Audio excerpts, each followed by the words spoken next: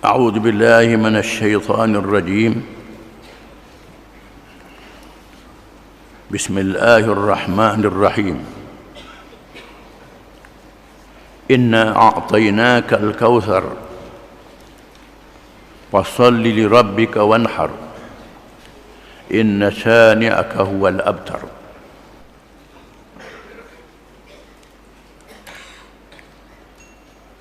Maksudnya, dengan nama Allah yang Maha Pemurah lagi Maha Mengasihani,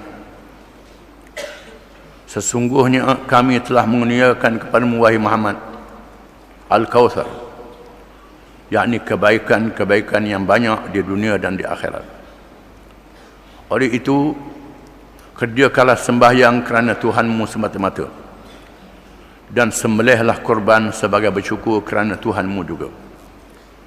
Sesungguhnya orang-orang yang bencikan engkau, dialah yang terputus dari mendapat sebarang perkara yang diingininya.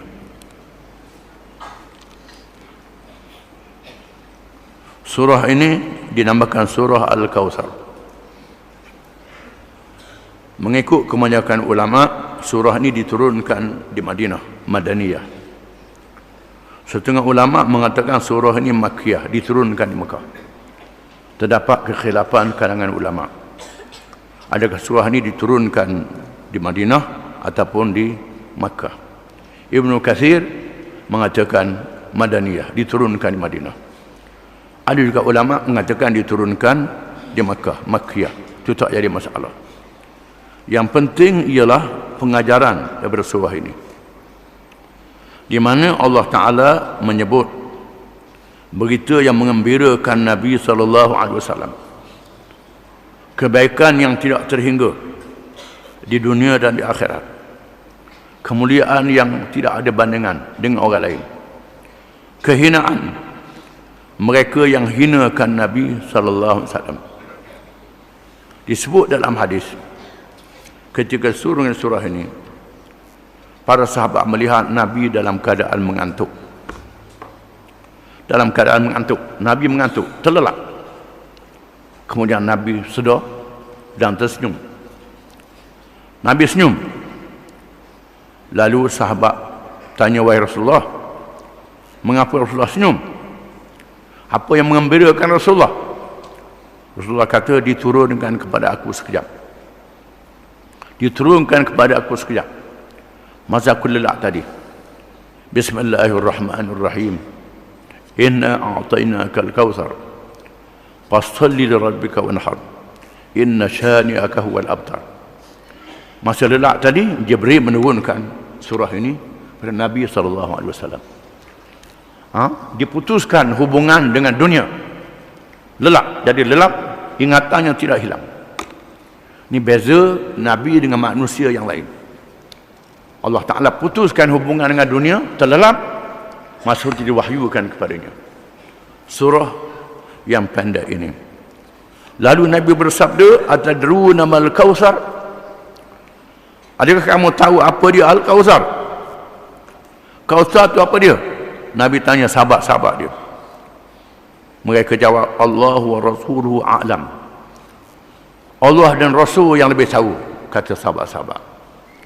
Lalu Nabi kata, Kautsar itu ialah sungai yang Allah Ta'ala janjikan kepadaku. Daripadanya ada kolam. Daripada sungai ini ada kolam. Sungai daripada syurga. Daripada syurga dialirkan dalam kolam untuk umatku pada hari kiamat kelak, di mana penyebabnya laksana bintang-bintang di langit, kata Nabi. Laksana bintang di langit penyebabnya. Mereka yang minum pada sungai ini tidak dahaga selama-lamanya. Mengikut riwayatnya, sebelum mereka lalu atas sirat, sebelum pergi ke syurga dan neraka, sungai ini. Ada riwayat mengatakan demikian. Oleh kerana itu, ada umat Muhammad yang masuk neraka tak dahaga dalam neraka kerana minum sungai ini. Ini riwayat mengatakan begitu. Diriwayatkan dalam beberapa hadis, Sungai ini rupa airnya putih, bersih, lebih daripada susu, dan manis lebih daripada madu. Manis, menghilangkan dahaga air sungai ini. Diriwayatkan begitu. Dan disebut lagi dalam hadis juga, hadis yang sahih, fayakhtalijul abdu minhum fa'aqulu innahu min ummati fayuqalu innahu la tadri ma ahdatha ba'dak. Ada kalangan umat aku, kata Nabi, yang dihalang, tak dibenarkan datang ke kalam ini. Lalu aku kata kepada malaikat, ummati, umat aku, jangan halang, dia ni umat aku. Lalu dikatakan pada Nabi, innaka la tadri ma ahdatha ba'dak, engkau tak tahu wahai Muhammad apa yang mereka buat selepasmu mati. Ada kalangan umatku yang umatmu yang menyeleweng, lepasmu mati mu tak sedar. Berlakunya penyelewengan kalangan umat, berlaku kalangan umatmu yang menyeleweng, keluar daripada Islam. Memang lepas Nabi wafat, kabilah-kabilah Arab murtad. Gerakan murtad dapat dipadamkan, Islam tegak, sehingga menjatuhkan kuasa besar Parsi dan Rom. Tegaknya Khulafah Rashidin, tegaknya Amawiyah, tegaknya Abbasiyah. Di zaman Abbasiyah berlaku gerakan penterjemahan. Gerakan penterjemahan, diterjemahkan buku-buku bahasa asing ke dalam bahasa Arab, buku-buku sains, teknologi, buku-buku ilmu duniawi, ilmu hisab, matematik, ilmu kejuruteraan, ilmu pertanian, diterjemah dalam bahasa Arab. Menyebabkan ramai orang Islam mahir dalam ilmu dunia. Lalu terlajuk menterjemahkan kitab-kitab falsafah di zaman Abbasiyah. Bila terjemah kitab falsafah, menyebabkan lahirnya aliran falsafah di dalam akidah Islam. Falsafah Greek dan Yunani, falsafah Parsi, masuk ke dalam ilmu akidah. Bincang berkenaan dengan sifat Tuhan menggunakan akal, menggunakan falsafah. Padahal sifat Tuhan ni manusia tak mampu nak fikir dengan akal. Macam mana nak fikir sifat Tuhan dengan akal? Nak fikir diri kita dengan akal pun manusia tak mampu. Nak fikir makhluk dengan akal, manusia tak boleh fikir semua. Contohnya kejadian kita sendiri. Mengapa mata kita dapat melihat? Pakar-pakar mata mengatakan pada mata ni berjuta saraf. Bukan saja kasar, termasuk halus, mungkin juta banyak saraf. Mata ni yang sangat halus. Manusia tak tahu semua. Kalau tebal nak kaji juga, ambil pisau cokeh mata. Kaji. Pasang mula tak boleh nak celek, tak nampak ada buta. Tak boleh. Perut kita, begitulah. Ini kekuasaan pada diri manusia. Wa fi anfusikum afala tubsirun. Dan pada diri kamu, adakah kamu tak tengok? Tuhan kata. Tenaga elektrik yang kita gunakan. Aparaitum an-nar allati turun antum ansyartum sajtasa am nahdul muncul. Hingga akhir ayat. Mudah tengok api yang kamu nyalakan. Tuhan kata, aku yang jadikan api ini. Mata'un lil muqwim, mata'un lil muqwin, menjadi harta kepada mereka yang menggunakan tenaga dalam dunia ini, termasuk tenaga elektrik, kekuasaan Allah Ta'ala. Kita tahu adanya tenaga elektrik melalui kipas pusing, lapunya ada. Cukup menjadi dalil nak tahu listrik itu ada. Nak tahu lebih lagi hakikat dia, ambil pisau belah gagal dengan tangan, nak tahu sangat, mati tak ada apa. Ini makhluk. Bagaimana nak fikir tentang sifat Allah Ta'ala, tentang zat Allah Ta'ala? Manusia tak mampu.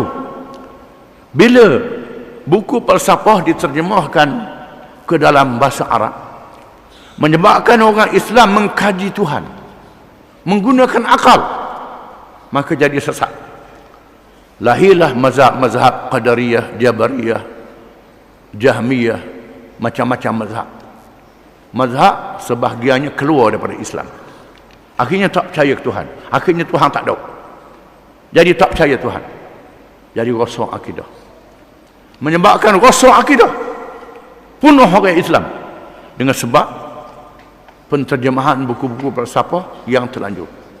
Maka Allah Ta'ala lahirkan ulama-ulama. Imam Ahmad bin Hanbal, Imam Abul Hasan Al-Ash'ari, Abu Mansur Al-Maturidi, yang melakukan gerakan islah dan tajdid untuk melawan aliran falsafah ini. Orang Islam selamat.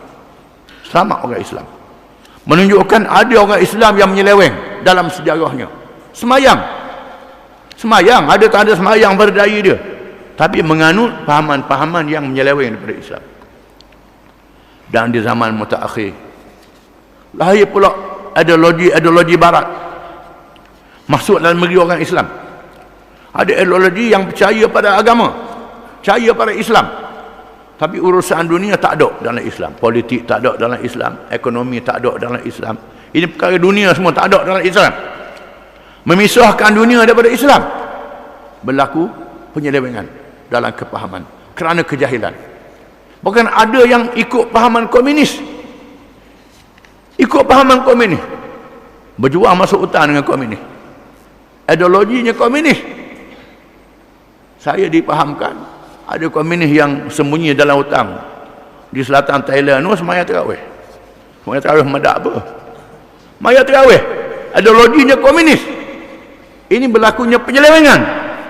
Penyelewengan sama ada sedar tak sedar kerana jahil. Kalau kerana jahil, dia ampunkan oleh Allah Ta'ala. Kalau kerana tak jahil, itu berat. Terdapat kalangan mereka yang dihalau dari kolam Kausar. Tepat dengan hadis ini. Kausar akan dihalang kalangan umat Muhammad yang menyeleweng. Fasholli li rabbika wanhar. Maka sembahyanglah wahai Muhammad. Sembahyang kerana Allah Subhanahu Wa Ta'ala, kerana Tuhanmu. Sembahyang dengan hati yang ikhlas, bukan dengan riak, bukan kerana tunjuk-tunjuk korang. Sembahyang kerana Allah Subhanahu Wa Ta'ala. Ini sangat penting. Kita sembahyang kerana Allah, bukan kerana yang lain. Yang dibahas oleh ulama-ulama tasawuf. Ulama tasawuf membincangkan tentang ikhlas kerana Allah Ta'ala. Ulama fiqh pula bahas tekan niat sahaja aku sembahyang duduk kat mana, dalam takbir ke luar takbir. Bahas bab tu pula. Beza antara tasawuf dengan fiqh. Dua-dua ni kena ada. Tasawuf bahas berkenaan dengan kerana Allah Ta'ala. Kerana Allah Ta'ala tasawuf bahas. Fiqh bahas berkenaan dengan niat di mana. Ada ulama mengatakan tidak mesti dalam Allahu Akbar. Ada ulama mengatakan kalau ada dulu sikit pun tak apa. Ada ulama mengatakan kita turun rumah ke masjid ada niat dah, masa ambil sembahyang niat ya Allahu Akbar, sah sembahyang. Ini ulama fiqh dulu bahas. Tak ada dalam hadis benda ni. Ulama fiqh bahas. Hak mengaji kitab fiqh pula mesti kena ada roh. Tak boleh siapa jadi masuk siapa macam takbir. Kan nak suruh ada dalam ni. Ini perbahasan ulama fiqh. Tasawuf pula kata kerana Allah Ta'ala yang penting. Ini bahasan ulama tasawuf. Fiqh tasawuf dua-dua ada dalam Islam. Dua-dua ni ada. Ada benda yang asas, ada benda yang khilaf. Benda yang asas niat kena ada. Benda yang khilaf di mana-mana niat itu khilaf ulama. Jangan kita duduk balah pasal muqaranah kamaliyah, muqaranah tawzi'iyah, muqaranah macam-macam muqaranah. Ini perbahasan ulama fiqh yang tak ada dalam Quran, tak ada dalam hadis. Itu berbincang ulama. Masalahnya kita duduk bahas berbincang ulama tak balik kepada asal. Masing-masing ilmu ada asal dia, ada kedudukan dia. Ilmu tasawuf bahas kerana Allah Ta'ala. Ilmu fiqh bahas kedudukan amalan yang zahir. Itu perbezaan. Macam tajwid lah, ulama tajwid dengan ulama fiqh. Wajib dalam hukum fiqh lain, hukum tajwid lain. Ulama tajwid tanya ulama fiqh, mati temu dengan hamzah apa hukum? Ulama tajwid tanya. Ulama fiqh kata wajib atas hamzah ambil mim, mandi, kapan bayar padang. Ada belaga dua ni. Ulama tajwid kata hukum lain, ulama fiqh kata hukum lain. Wajib belaka. Ini kena beza antara dua-dua ilmu ni. Kena faham. perbahasan ulama-ulama dalam ilmu masing-masing. Jadi di bahan fasalli li rabbika, ini perbahasan tasawuf. Maka sembahyanglah kamu kerana Tuhanmu, kerana Tuhanmu dengan hati yang ikhlas.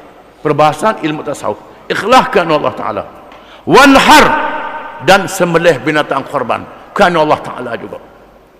Sembelih korban kerana Allah Ta'ala, bukan kerana nak lagi, bukan kerana nak tunjuk orang lembu aku besar pada lembu orang lain. Jangan. Bukan kerana nak tunjuk-tunjuk, tidak. Bukan kerana megah, kerana Allah Ta'ala.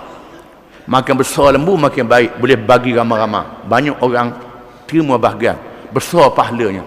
Tetapi niat kena ada ikhlas li rabbika, kerana Tuhanmu. Inna syani'aka huwal abtar, sesungguhnya orang yang marah kepadamu, yang benci padamu, yang menghinamu wahai Muhammad, merekalah yang terputus daripada segala kebaikan wahai Muhammad. Ternyata pada hari ini orang buat hina ke Nabi, bukan saja zaman dulu. Pemimpin-pemimpin Quraisy yang buat hina Nabi SAW menerima akibatnya. Mereka dikutuk sehingga hari kiamat, dia laknat sehingga hari kiamat. Nabi dimuliakan sehingga hari kiamat. Di antaranya mereka yang tahu kebaikan Nabi setelah Nabi wafat. Masa Nabi hidup lawan Nabi, bila Nabi mati masuk Islam, bersambung sehingga hari kiamat. Orang yang buat hina Nabi terputus daripada kebaikan. Termasuklah mereka yang buat kartun Nabi hari ini, buat kartun Nabi, buat cerita hak Nabi, cerita macam-macam, cerita berkenaan Nabi, cerita yang bukan-bukan untuk menghina Nabi. Wahai Muhammad, orang yang hina kamu tu akan putus daripada segala kebaikan. Jangan bimbang. Walaupun Nabi sudah wafat, Nabi sudah meninggal dunia, kewajipan kita orang Islam mempertahankan Nabi, memuliakan Nabi, itu kewajipan kita. Tapi kita kena ingat, orang buat hina Nabi macam mana pun, Nabi tetap mulia di sisi Allah, tetap mulia di alam dunia dan alam akhirat. Wallahu a'lam.